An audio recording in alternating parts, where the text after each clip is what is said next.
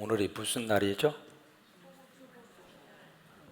전 세계적으로 한국에만 있는 날이 오늘입니다. 무슨 날이죠? 초복. 초복을 지키는 나라는 전 세계 한국밖에 없습니다. 오늘 아침 어떤 분이 카톡을 통해서 까똑하고 이제 그림 하나를 보내주셨는데 한번 보세요. 어떤 그림을 보내주었나?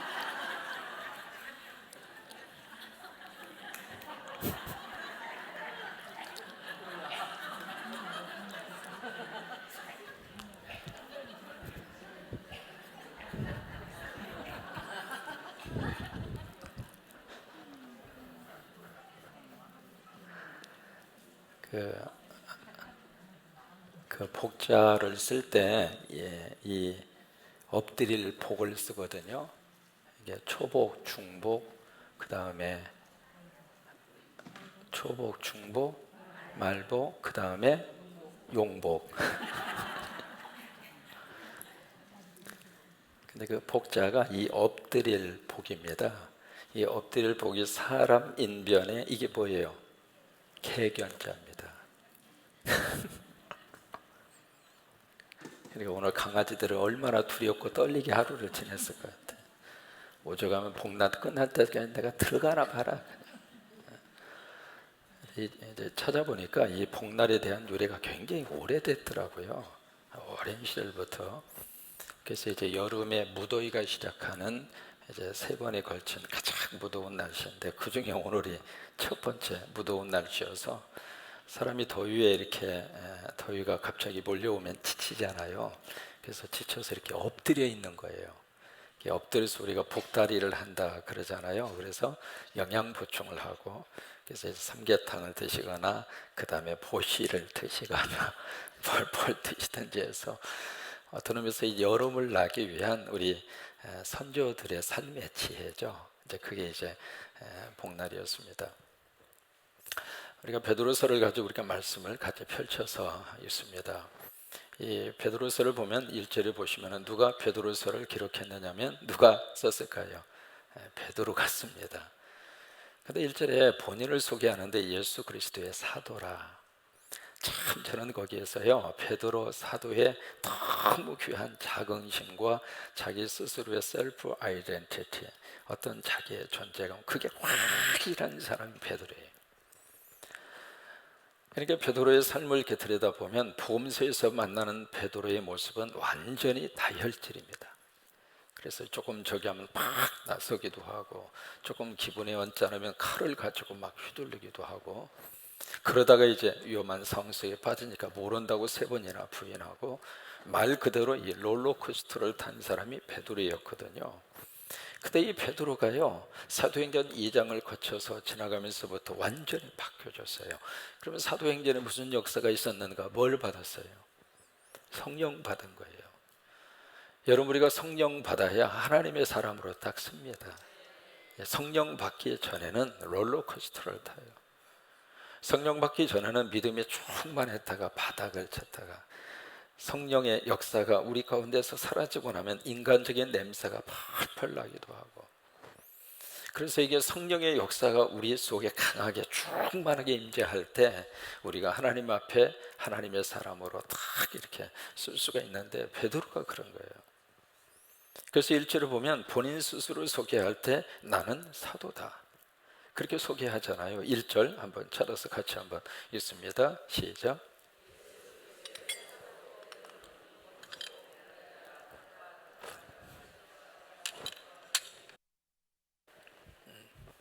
다 읽으셨어요? 크게 읽으세요. 다시 시작.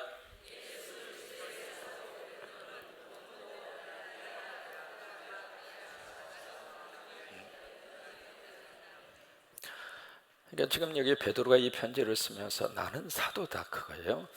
여러분 우리가 예수님 안에서 자기 자신에 대한 자기 영적인 자기 신분을 확실하게 가지고 사는 게 축복이에요. 에베소서에 보시면은 7가지 자기 셀프 아이덴티티를 소개하는데 그 중 하나가 바로 뭐냐면 나는 성자다 그거예요. 그 자기 존재에 대한 자기 확인이거든요. 그 지금 여기 베드로는 나는 예수의 사도다. 여러분들은 성광교회 성도입니다. 한번 해보세요. 나는 성광교회 성도다. 여러분 내일 모레가 교회 생일이잖아요. 적어도 이 개복동 3-1에 적어도 우리 교회 성도예요. 자, 어깨를 펴시고 쫙 펴고, 자, 다시 한번 나는 성광교회 성도다. 자기 존재에 대한 자기 확신이에요. 이게 물은 거예요. 어느 교회 나가서요? 아이 저기, 저기 어디 거기 있어. 이러면 배린 거예요. 적어도 내가 속한 교회에 떳떳하게 나는 성광교회 교회는, 나는 성광교회에 섬기고 있는 성도다. 그러면 여러분 그런 하나님의 사람이 다 되시기를 바랍니다. 그게 뭐냐면 자기에 대한 자기 존재의 자기 확인이에요. 그러니까 베드로가 여기 편지를 써서 딱 보내면서 그 앞에 딱 선포합니다. 나는 예수 그리스도의 사도다. 그래서 지금 여기에 흩어진 사람들에게 지금 편지를 쓰고 있습니다. 흩어졌는데 어떻게 지금 살고 있는가? 나그네로 살고 있습니다. 그러면 그 사람들이 처음부터 흩어졌는가? 안 그랬어요. 거기에는 역사적인 사건이 있었던 거예요. 64년 7월 19일 무슨 일이 있었는가? 로마라고 하는 그 도시에 거대한 화재 사건이 일어납니다. 그 화재 사건이 일어나면서 로마 시내 전체가 다 불에 타버렸습니다. 그러니까 그 화재 사건 그 뒤에 여론이 완전히 어떤 식으로 흉흉한 여론 형성이 쫙 퍼졌느냐면 이 로마 시내 화재를 저지른 사람이 술기운에 술 먹고 부러지는 사람이 네로다 그런 거예요. 실제로 그렇게 했습니다. 네로가. 이 사람이 보통 괴팍한 사람이거든요. 술 잔뜩 먹고 뭔가 이렇게 파이어플레이스라고 그래가지고 불꽃놀이 있잖아요. 그 당시에 불꽃놀이 같은 것을 생각하다가 불을 지르라고 하는 거예요. 그래서 시내 전체를 다 불꽃놀이로 만들어 버린 거예요. 그러니까 실질적으로 불을 지른 사람이 누구냐면 네로거든요. 근데 여론이 확 돌아서니까 이 네로가 이 빠져나갈 구멍을 딱 찾다가 그래서 고향의 이름을 네로 그러는 거예요. 빠져나갈 구멍을 찾으면서 희생양으로 택한 사람이 예수 믿는 사람이에요. 그 당시에 로마라고 하는 그 도시에 예수 믿는 사람은 거의 대부분 다 노예 출신입니다. 다른 나라에서 끌려온 사람들이에요. 힘없는 사람, 그리고 권력의 핵심부에서 소유된 측에 있는 사람, 그 사람들을 희생양으로 딱 삼고 로마 시내에 불지른 사람은 예수 믿는 사람이다.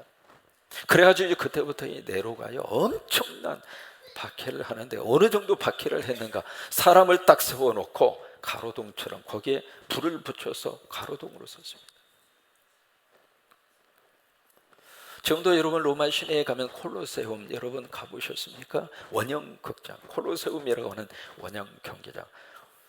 그게 바로 어떤 장소냐면 그 당시에 네로 황제, 그 당시에 예수 믿는 사람들 공개적으로 잡아서 죽인 장소예요. 그냥 죽일 수는 없으니까 사람들의 어떤 호기심을 자극을 하고, 그래서 굶주린 사자와 예수 믿는 사람을 원형 극장에서 서로 싸움을 붙인 거예요. 지금도 들어가는 계단을 통해서 밑에 지하실로 내려가면 양쪽으로 쭉 해서 작은 방들이 있습니다.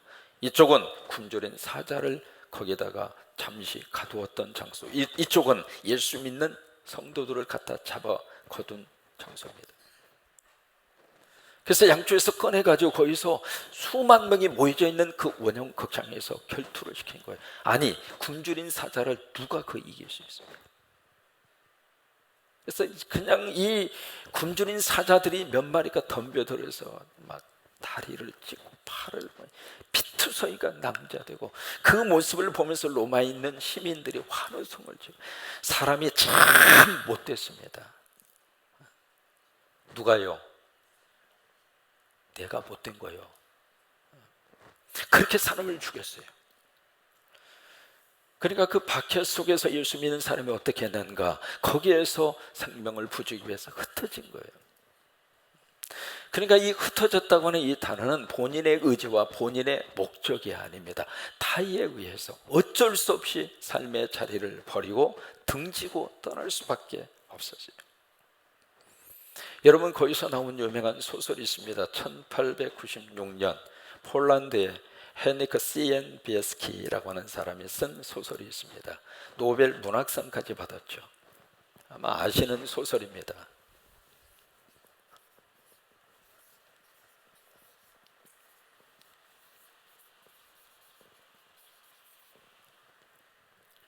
quo vadis domine라고 하는, 들어보셨죠? 이게 라틴 말이거든요. quo라고 하는 것은 영어로 where, 어디로, vadis 가십니까, domine lord 주여, 그거예요. 그게 이제 그 당시의 배경에서 나온, 폴란드 작가가 쓴 유명한 노벨 문학상까지 받고 뭐 영화로도 만들어지고 거의 대부분 한 번씩 보신 그 영화잖아요. 거기 이제 베드로가 나옵니다. 하도 박해가 심하니까 성도들이 베드로 사도에게 부탁해요. 간청을 합니다. 사도님 피하십시오.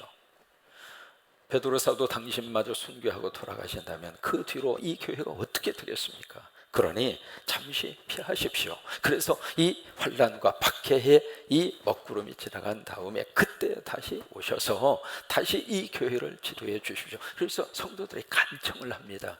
그러니까 베드로 사도가 거기서 저도 성도들이 그러니까 로마 시내를 뒤로 하고 쭉 해서 이제 밖으로 피난을 오는 거예요. 피난을 오는데 이 베드로와 정반대로 누군가가 그의 곁을 스쳐 지나가요. 딱 보니까 누구였어요? 예수님이었어요. 그래서 베드로가 예수님을 딱 잡고 주님 어디로 가십니까? 거기서 나온 게 코바디스 도미네라고 하는 이 말이에요. 코바디스 도미네, 어디로 가십니까 주여? 그러니까 예수님이 네가 버리고 네가 등지고 나온 이 로마의 그 양들을 위해서 내가 다시 십자가를 지기 위해서 내가 로마로 간다. 그 말을 듣고 베드로가 엎드리잖아요. 주님을 또다시 십자가에 매달리게 하실 수는 없습니다. 제가 가겠습니다. 그러고 나서 이 베드로가 발걸음을 옮겨서, 여러분 지금도 로마에 가면은요, 그 베드로가 가다가 발걸음을 옮겨서 이렇게 돌아서서 간 그 길이 있습니다. 이게 다리 돌아서서 로마로 가서 베드로가 십자가에 처형당해서 죽잖아요. 그래서 지금 성 베드로라고 하는 그 사원에 그 캐톨릭 성 베드로 성당에 가시면 거기 우측과 좌측에 두 개의 조각상이 이렇게 세워져 있습니다. 그 우측에 세워져 있는 사람이 누구냐면 베드로예요. 좌측은 바울이고요. 그래서 성 베드로 성당은 그 돔이 있잖아요. 그 돔, 둥그런 그 지붕 돔.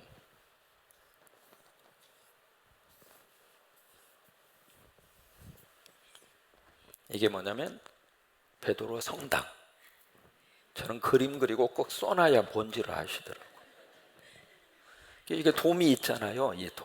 이 돔의 꼭대기에서 위에서 밑으로 쭉 가면, 여기서 밑으로 쭉 가면 여기 지금 묘지가 하나 있습니다.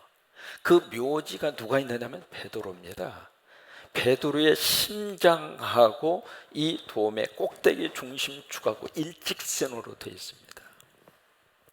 그래서 베드로 성당이라고 그런 거예요. 베드로 성당.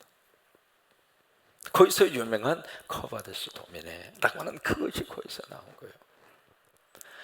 여러분 영화 보셨죠? 좀 내용이 기억이 나십니까? 그냥 안 봤어도 봤다고 하진 마시고 좀 기억은 많이 나시죠?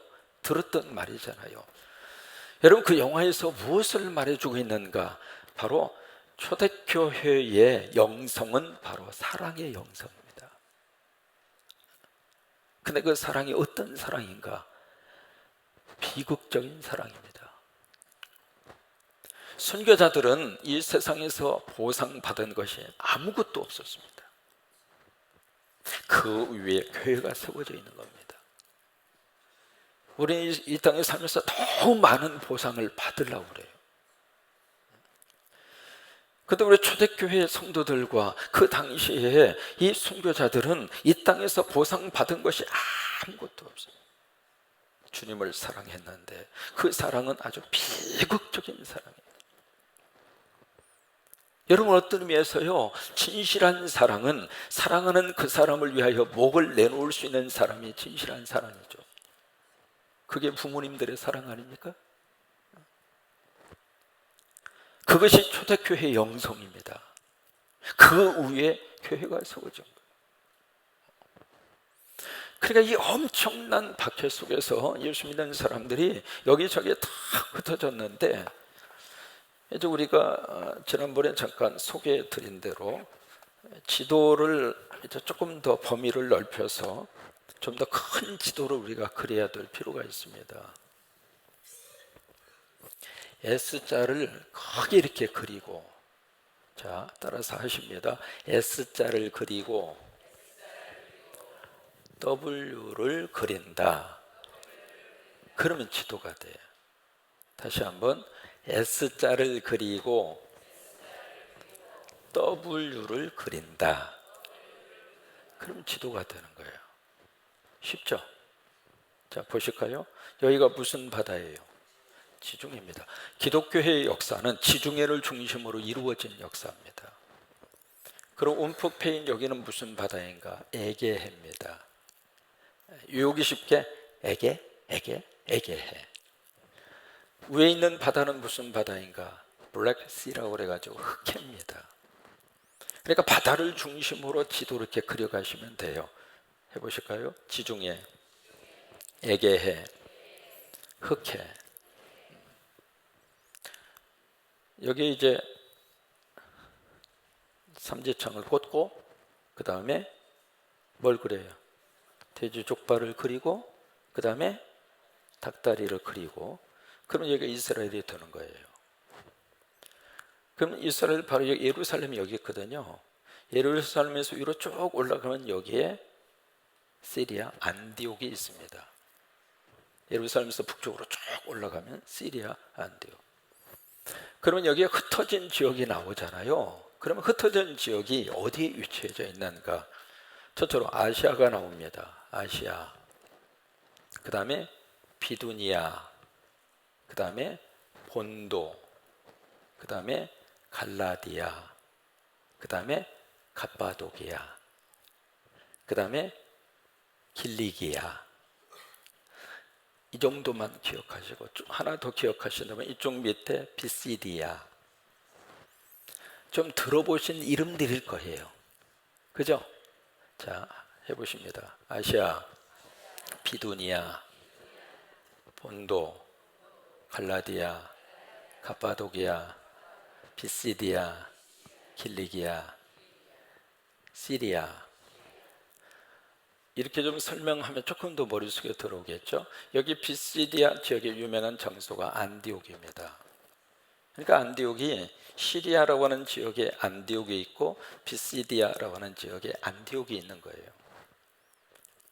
그 다음에 이쪽 건너 여기 에게해를 딱 이렇게 건너가면 이쪽이 유럽이 되는 거예요. 유럽이 되는데 이쪽이 마게도니아, 그 다음에 아가야, 그 다음에 그리스입니다. 한번 해봐요. 마게도냐, 아가야, 그리스. 그러면 여기서 유명한 동네가 뭐가 있는가? 이게 그리스에 뭐가 있냐면 고린도 교회가 여기 있습니다. 그 다음에 여기 아시아 지역에 있는 교회가 뭐냐면 여기가 에베소 교회가 여기에 있습니다. 그 다음에 여기 마게도냐라고 하는 이 지역에 어느 교회가 있었는가? 바로 데살로니가 교회가 여기에 있습니다. 대충 우리가 지도를 이렇게 살펴보더라도 지역적으로 어디에 좀 위치해져 있는가, 그것을 좀 머릿속에 기억을 하시면 이게 이 말씀의 역사가 어떻게 흘러가고 있는가를 이렇게 지역적으로 볼 수 있어요. 근데 여기 시리아 지역에서 이쪽 지역으로 넘어갈 때 여기에 거대한 산맥이 하나 흐르고 있습니다. 이 산맥이 타우루스라고 하는 산맥입니다. 엄청나게 큰 산맥, 우리 한국의 태령산맥, 촬영산맥, 그런 산맥을 이야기하는데 이 타우루스라고 하는 이 산맥에 딱 맞고 있습니다. 그러니까 여기 수리아 안디옥, 여기가 바로 이방 선교회 중심 역할을 했잖아요. 여기에서 이쪽 지역으로 갈 때 이 산맥을 거쳐가야 돼요. 그리고 이 지역이 길리기아라고 하는 곳인데, 길리기아 지역의 유명한 장소가 여기에 다소라고 하는 곳이 있습니다. 그러면 그 다소에 누가 태어났는가? 혹시 기억나십니까? 다소 출신이 누가 있었죠? 기독교의 큰 역사를 써내려간 하나님의 사람, 신약 성경을 거의 대부분 그를 통해서 하나님이 이 땅에 남겨주신 그분, 누구일 것 같아요? 사울입니다. 사울이 여기 길리기아 다소 바로 여기 출신이에요. 그러니까 복음에 대한 역사가 이 지중해를 중심으로 거의 남쪽에 거의 다 포진하고 있었어요. 그 당시에 이쪽을 지금 누가 통치하고 있었는가? 로마가 통치하고 있었습니다. 그러니까 지금 여기 로마는 바로 여기에 마게도냐, 그래서 아가야 이쪽에 있거든요. 구두처럼 생긴 지역. 거기에 이태리 로마가 있는 거예요. 근데 거기서부터 이 박해에 대한 역사가 로마에서만 멈춘 것이 아니라 로마 제국이 통치하고 있었던 지역에서도 박해의 역사가 시작이 된 거예요. 그러니까 이쪽 지역에서 믿음 생활하던 믿음의 사람들이 이 타우루스라고 하는 산맥 북쪽으로 쫙 하고 숨어 들어간 거예요. 산속으로 다 살기 위해서. 그렇게 해서 흩어진 그 사람들에게 하나님은 베드로를 통해서 말씀을 주십니다. 지금 우리가 말이죠, 박해가 없는 시대에서 믿음 생활하는 것은 큰 하나님의 은혜입니다. 그러면서 또 하나, 믿음이 완전히 타락할 수 있는 가장 위험한 시대가 지금입니다.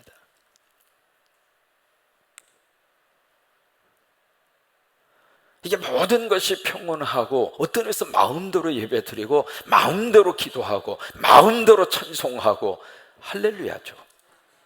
그런데 그 할렐루야 그 뒤에 믿음의 야성이 꺾여진다. 형식적으로 흘러갈 수 있는 가능성이 많고, 여러분 이 당시의 성도들은 가식적으로 예배 참석할 수 있었을까요? 왜요? 예배 참석하다가 걸리면 목숨을 걸어야 됩니다. 거기에 가식이 있을 수 있을까요? 지금 북한 지역에 분명히 북한도 하나님이 살아계십니다. 여러분 인정하시면 아멘. 거기는 김씨만 사는 곳이 아니에요. 하나님이 계세요. 그럼 거기에도 믿음의 사람이 분명히 있습니다. 그러면 그 사람들이 비밀스럽게 모여서 예배하고 같이 기도하고 찬송할 때 여러분 그들의 심정이 어떨 것 같아요? 거기에는 거짓이 들어갈 수가 없는 거예요. 그 당시에 이 베드로 사도의 편지를 받는 이 성도들은 이 편지를 받을 때 어떤 심정으로 이 편지를 읽었을까? 그래서 흩어져 살고 있는 그들에게 베드로 사도는 하나님의 말씀을 받아서 그들에게 말씀을 보내는데, 이 베드로 사도 전체, 베드로서, 전서와 후서 전체를 다 모아서 이 다루고 있는 주제가 바로 뭐냐면 희망이에요. 희망.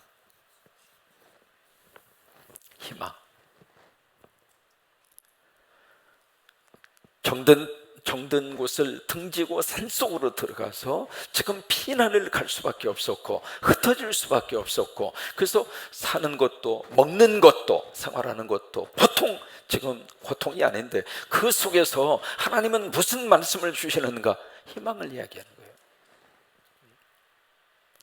여러분 지금 형편이 아무리 어렵고 힘들어도 이 당시의 성도들과 비교를 해서 우리들이 살펴본다면 그들보다 더 힘든 분이 과연 우리 가운데 몇 분이나 계십니까?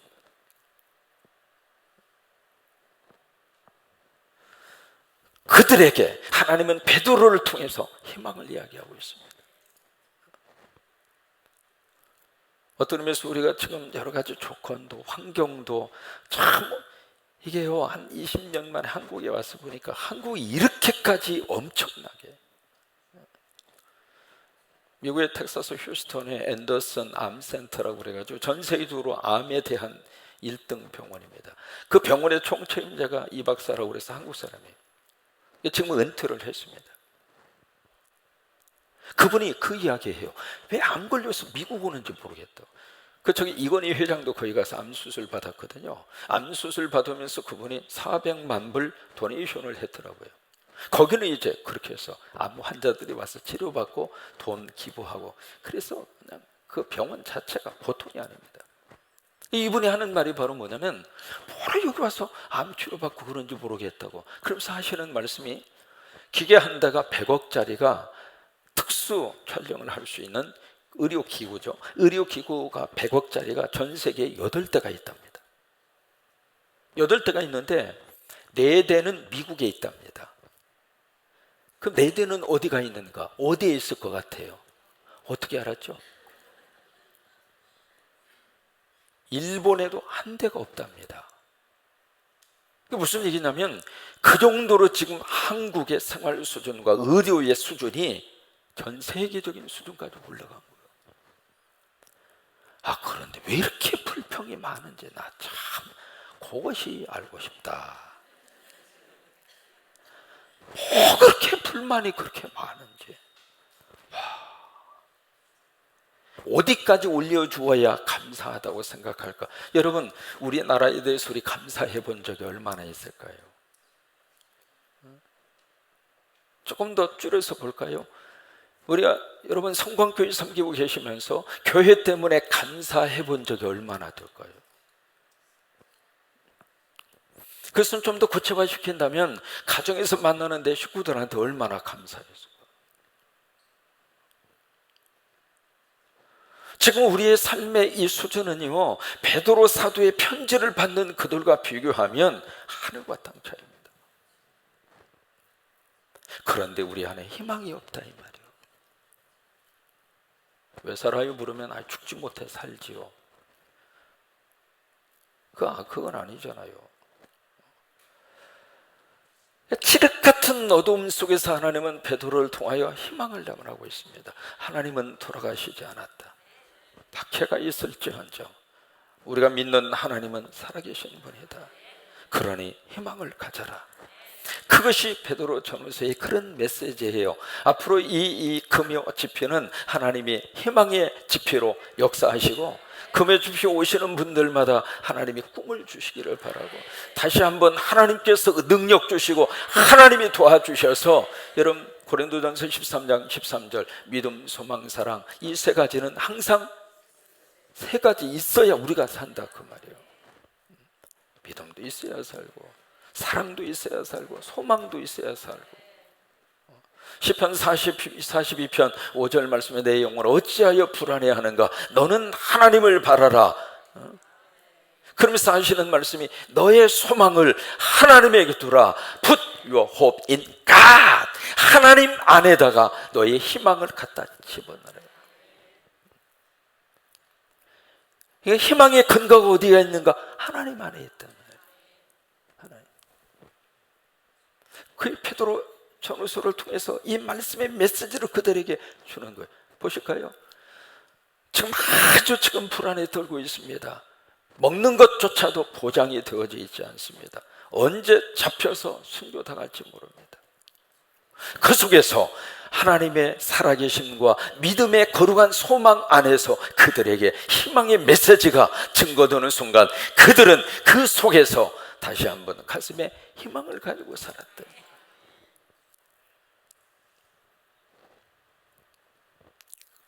오늘 희망의 근거를 어디서 두고 있는가? 3절입니다. 3절을 보시면 희망의 근거를 우리에게 말씀을 하시고 있거든요. 3절 같이 보십니다. 시작. 자, 잠깐요. 하나님의 말씀은 크게 읽으셔야 돼요. 또렷또렷하게. 왜냐하면 말씀을 낭독할 때 세 사람이 들어요. 첫째는 누가 들을까요? 내가 들어요. 그래서 말씀을 크게 분명하게 고백해야 할 필요가. 두 번째 누가 들을까요? 하나님이 들으세요. 세 번째 누가 들어요? 사탄이 들어요. 그래서 하나님의 말씀을 외치면 사탄이 도망가는 거예요. 그래서 크게 하시라고 하는 거예요. 자, 다시 3절 시작. 예, 그 정도 목소리도 참 감사한데, 복날 뭔가 잡수셨을 거 아닙니까? 그 잡수신 기운을 여기다가 한번 쏟아서 조금만 한번 크게 한번, 우리 여자분들 한번, 되게 여자분들이 한번 기를 쓰면 막 세게 나오거든요. 한번 소프라노로 여자분들만 크게 시작.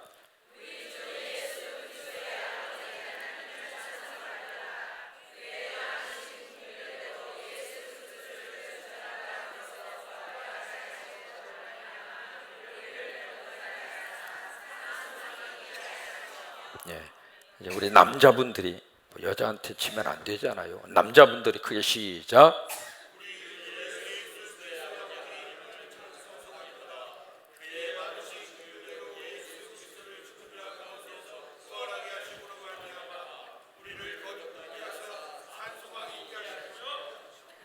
어이,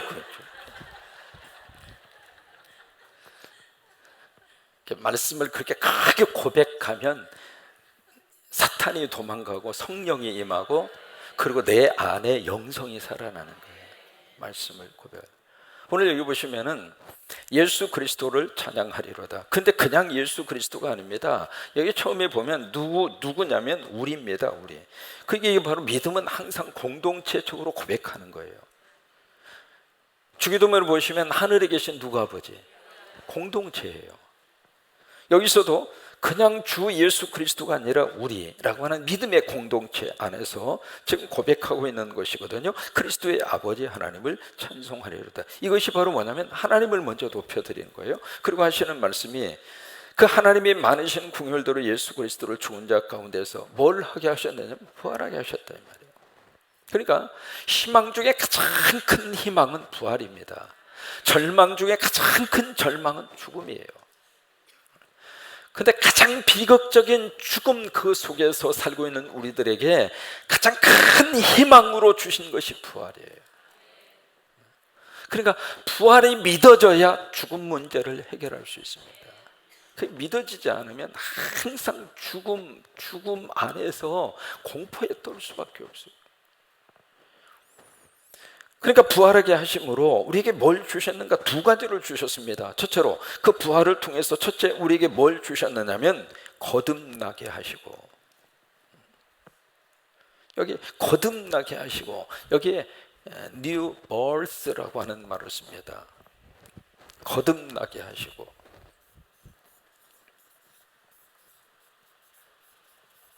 birth라고 하는 게 생일이잖아요. 태어난 날이잖아요. 우리가 내일 모레가 교회 생일이잖아요. 우리 생일 노래 미리 하겠습니다. 생일 축하합니다. 생일 처음 사랑하는 성광교회 생일 축하합니다. 시작.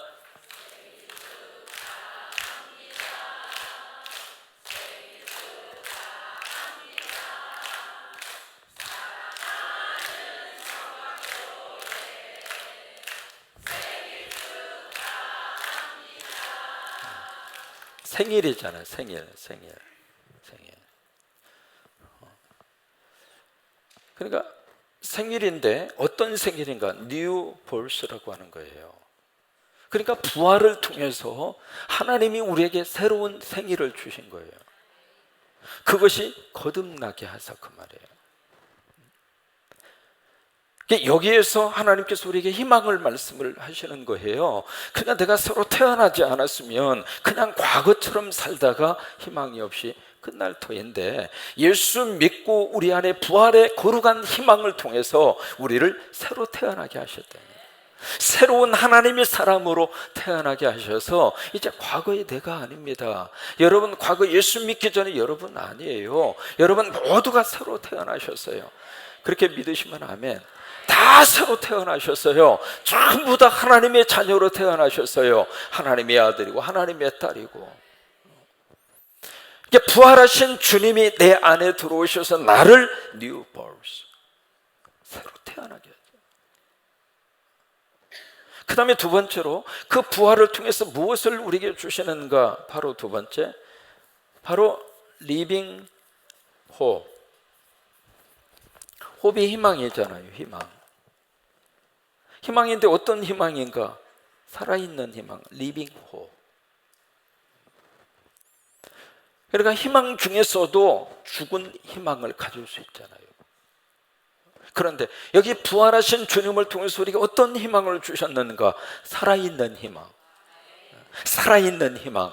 그러니까 그 희망은 지금 우리 안에도 그 희망이 있다 이 말이에요. 왜요? 예수님이 지금 내 안에 계시면은 어떤 일이 있어도 우리는 희망을 가지고 살아갈 수 있다는 거예요.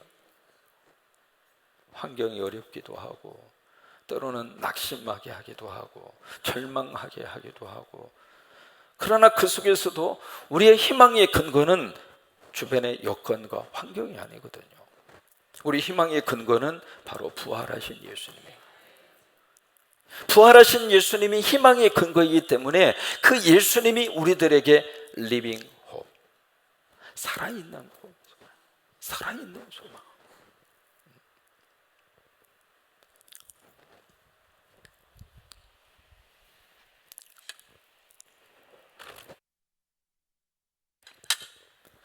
젊은 화가가 있었습니다.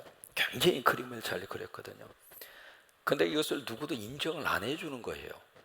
그래서 이제 작품을 가지고 출판사에 가서 다 제시하면 다 퇴짜를 막, 이게 무슨 그림이냐고 그려왔냐고 그런 식으로 이제 퇴짜를 맞고, 그러다 보니까 낙심하고 힘들게 지내다가 이분이 겨우 취직이 됐는데 교회에서 발행하는 무슨 신문 그 편집 그걸로 취직이 된 거예요, 이 젊은 사람이.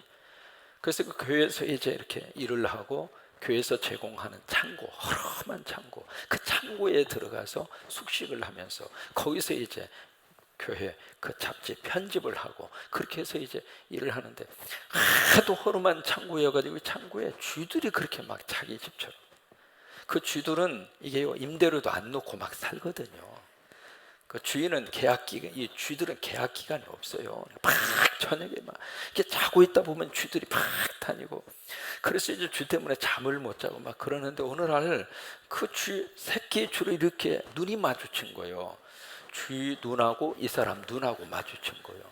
가만히 이렇게 보니까 쥐도 신기하니까 이 사람을 가만히 노려보고 있는 거예요. 그러다가 갑자기 아이디어가 떠오른 거예요. 그러면 이 쥐를 좀 귀엽게 좀 만들어 보자. 이 쥐를 좀 멋있는 캐릭터로 만들어 보자.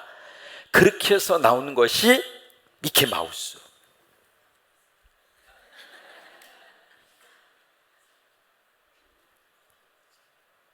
여러분, 저 미키마우스가 1964년도에 나왔습니다. 퀴즈 하나 낼게요. 저 브랜드의 가치가 지금 얼마나 될까요? 액수로 한번 투표해 볼까요? 저 브랜드, 미키마우스라는 저 브랜드 가치가 지금 얼마나 될까요? 놀라십시오. 232억 달러입니다.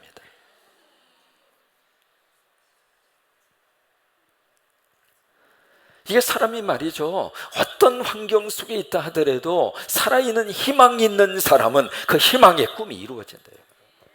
문제는 희망이 없으니까요.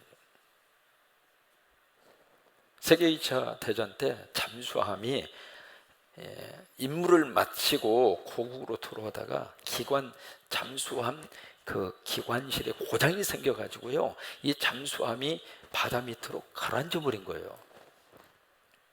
그래서 이제 긴급히 구조하기 위해서 가라앉은 잠수함으로 이제 가서 이렇게, 뭐 기관이 고장 났으니까 연락도 안 되고, 그래서 이제 그 위에서 이렇게 똑똑똑 그 모르스 부호 비슷하게 그렇게 해서 이제 서로 신호를 하는 거예요. 살았는지 죽었는지. 그래서 이제 위에서 막 이렇게 살았는지 죽었는지 확인하기 위해서 잠수함 뚜껑 위에서 막 톡톡 두드리니까 그 속에서 말이죠, 반응이 온 거예요. 이게 똑똑똑 이런 식으로. 근데 반응이 왔는데 그 반응이 참 기가 막힌 질문의 반응이에요. 뭐라고 거기서 모로스로 이제 거기서 이렇게 그 사람이 묻느냐, 이걸 묻는 거예요. Is there hope? 희망이 있느냐 이 말이에요. 우리 살 수 있는 희망이 있느냐 이 말이에요. 그 잠수함에 갇혀서 지금 죽을지 살지 모르는 그 속에서 밖에 있는 사람에게 희망이 있어? 그걸 묻는 거예요. 지금 우리가 말이죠, 살고 있는 우리 가정 속에 Is there hope? 희망이 있습니까? 우리 자식들을 지금 들여다보면서 부모로서 과연 우리 자식들을 들여다보면서 Is there hope? 희망이 있느냐. 우리가 교회를 섬기면서, 우리 성광교회를 섬기면서 정말 하나님 앞에서 이 교회를 보면서 나는 이 교회 속에 희망이 있는가? 여러분, 그 질문 앞에 우리 예수 믿는 사람은 Yes, there is hope. 거기에 희망이 있습니다. 우리 가정에 희망이 있습니다. 하나님이 도와주시고 성령님이 역사하시면 우리 가정에 희망이 있습니다. 우리 부부에게 희망이 있습니다. 우리 자녀들에게 희망이 있습니다. 우리 교회에 희망이 있습니다. 이 민족 앞에 희망이 있습니다.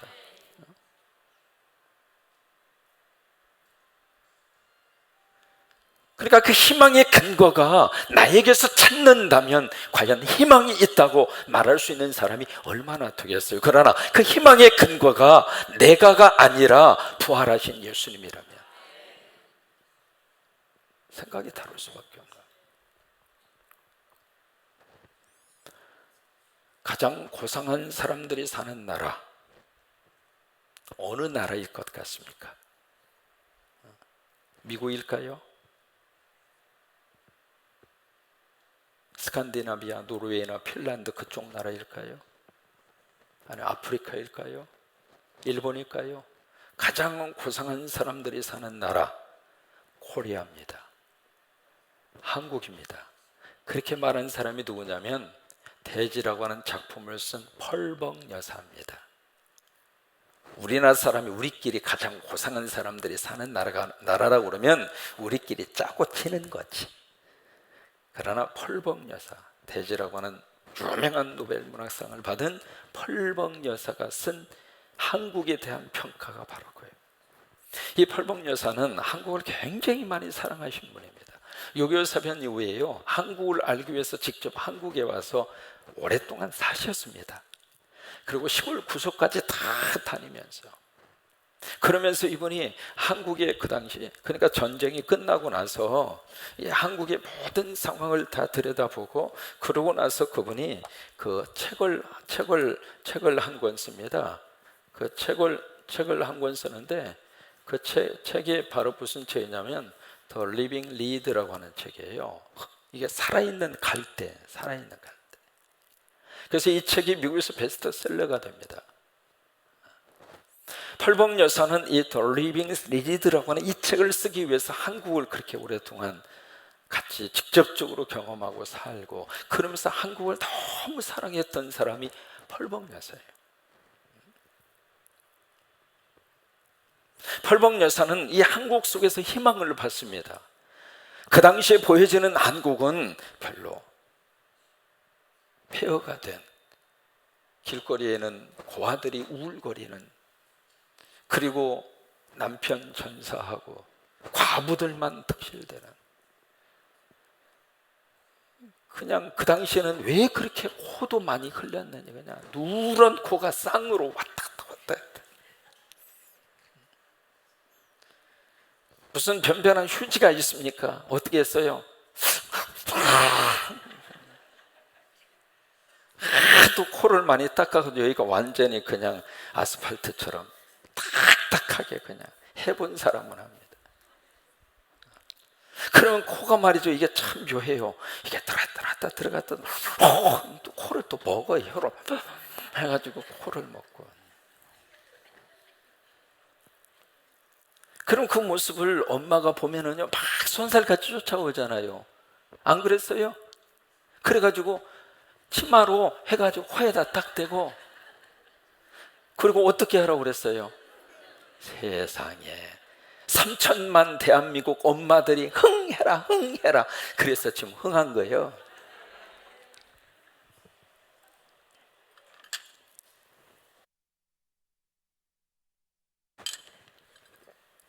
물론 펄벅 여사는 한국에 대해서 측은한 마음을 가지고 상당히 거기에다가 더 아름답게, 더 저하게 한 것만은 사실입니다. 그런데 그 펄벅 여사가 보았던 한국의 미래가 지금 오늘 우리 현실 속에서 그대로 이루어진 거예요. 결국 우리 민족 속에는 예수 그리스도를 통해서 희망을 가졌습니다. 1886년 4월 5일 부활주일입니다. 부활주일 아침에 언더우드 아펜셀러가 개신교를 가지고 한국으로 들어옵니다. 참 독특한 하나님의 섭리잖아요. 다른 날 올 수도 있는데 부활절 새벽에 온 겁니다. 우리 민족의 희망은 부활에 있었습니다. 거기에 희망을 두고 이 민족을 하나님이 다시 세우신 거예요. 그러니까 그냥 희망이 아니라 living hope, 살아있는 희망. 그 희망의 거룩한 역사의 노랫소리가 우리를 통해서 힘있게 울려 퍼질 수 있게 되기를 바라고, 지금도 그 희망은 우리 안에서 새롭게 가슴의 심장처럼 그렇게 지금 우리 안에서 타오르고 있다 이 말이에요. 여러분, 우리가 죽는 날까지 희망을 놓치지 마세요. 죽는 그 순간까지라도 우리의 가슴은 희망으로 불타고, 아시겠습니까? 희망 있는 사람은 눈의 빛이 다릅니다. 젊은 친구라 할지라도 희망이 없으면 눈이 가버렸어요. 이미. 어렸을 때 눈 보면은요, 눈이 너무 맑았어요.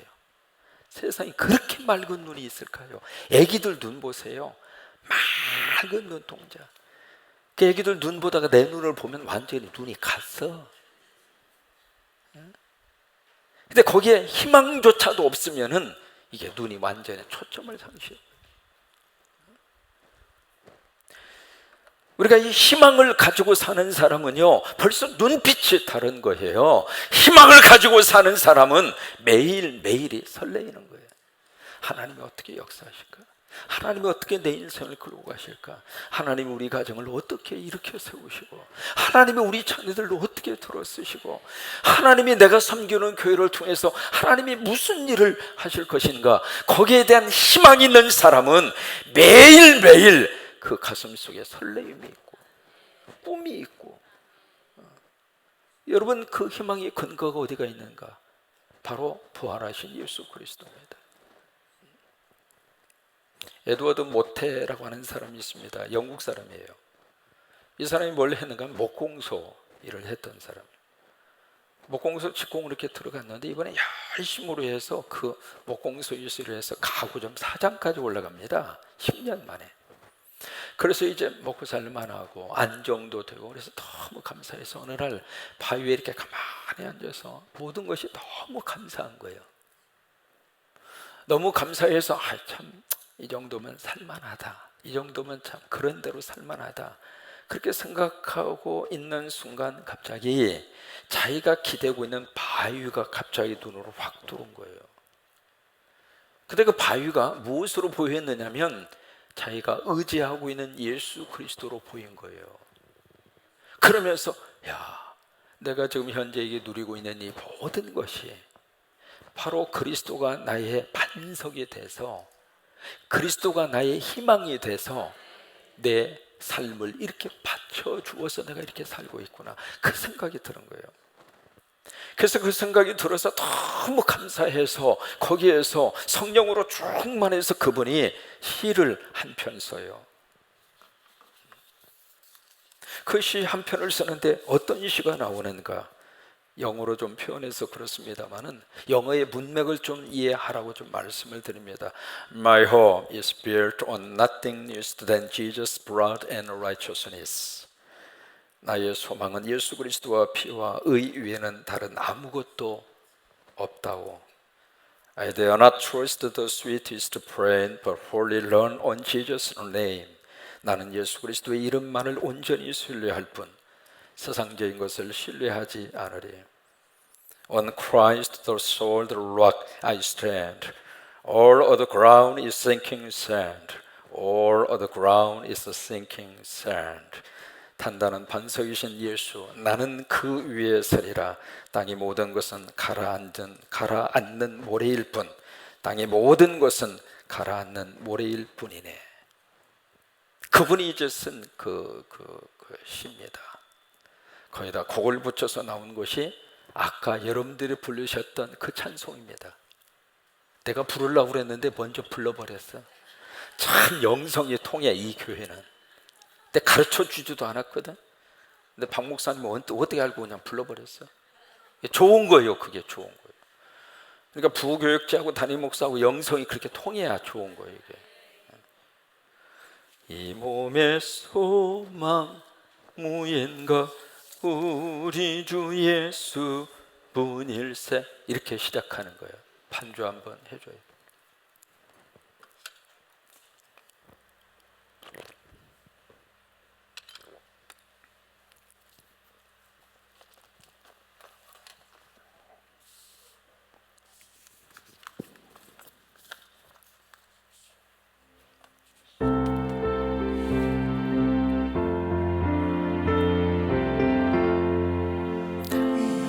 몸의 소망인가 우리 주 예수 뿐일세 우리 주 예수밖에 믿으리야 주 없도다 주 나의 반석 눈의 새가 서리라 그 위에 내가 서리라 무섭게 바람 부는 밤 물결이 높이 설렐 때 우리 주 은혜의 소망에 닻을 주리라 주 나의 반석 그 위에 내가 서리라 그 위에 내가 서리라 세상에 믿던 모든 것 그너질 그날 되어도 구주의 언약 미사와 내 소망 더욱 그리라 주 나의 반석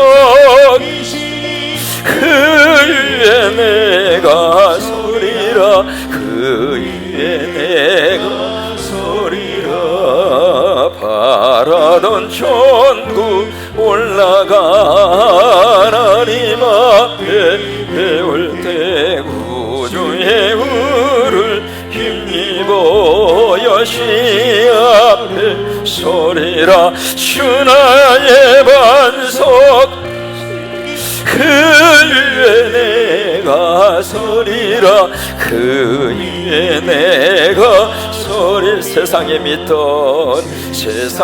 믿던 모든 것 그너질 그날 되어도 구주의 미사와 내 소망 더욱 그리라 내 주 나의 반석이시니 그 위에 내가 서리라 그 위에 내가 서리라 바라던 천국 올라가 하나님 앞에 배울 때 구주의 의를 힘입어 여시바로 서리라 주 나의 반석이시니